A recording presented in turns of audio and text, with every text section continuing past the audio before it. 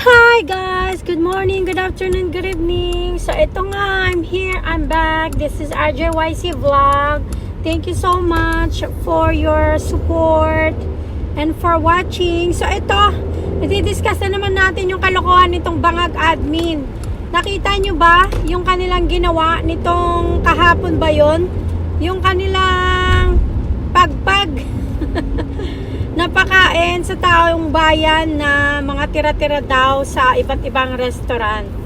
Grabe talaga yung pagtrato ng bangag admin sa mga Pilipino no? Na parang itrato nilang parang mga basura lang at mga aso ang mga taong bayan. Napakakainin na lang ng pagpag at tira-tira. Can you imagine that? Like, can you actually accept that? Parang hindi ko yata matanggap na ganyang klase ng pagkain ang ihahain nila sa taong bayan. But like, you know, some people would think it's okay kesa wala. Pero paano naman yung mga dignidad nito mga tao na to? Like, hindi na nila binigyan talaga ng dignidad ang mga Pilipino para pakainin na lang nila ng mga ganyang klaseng pagkain.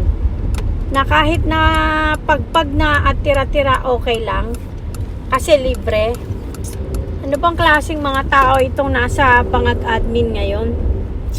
Imbis na bigyan nila o gumawa sila ng pagkakakitaan ng taong bayan para hindi na sila magutom, o kaya tulungan yung ating mga magsasaka na paunlarin ang ating mga pagkain para hindi na maging ganun kakamahal ang pagkain, pagyabungin at tulungan ang mga magsasaka, ang ating agriculture ay palawigin nila at paunlarin. Ang ginagawa, tinatapakan na ng sobra-sobra ang dignidad ng taong bayan. Grabe talaga. Pakakainin na lang talaga kayo ng pagpag at tira-tirang pagkain. Kung napanood nyo yon, ang sabi, diba, surplus food na tira-tira galing sa restaurant. So yung mga restaurant na hindi daw nila naubos o imbis na itapon yung mga pagkain is ipapakain na lang daw sa taong bayan. Grabe talaga. Wala talaga akong masabi dito sa kalokohan nitong bangag admin na to. Wala na talaga akong masabi.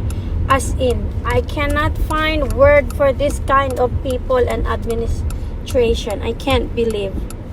I'm really, really sad and devastated na ganyan ang pagtrato nitong bangag admin sa mga Pilipino. So yeah. Anyways, pag-usapan uli natin ang kabastusan nitong admin ni bangag mamaya. Anyways guys, I hope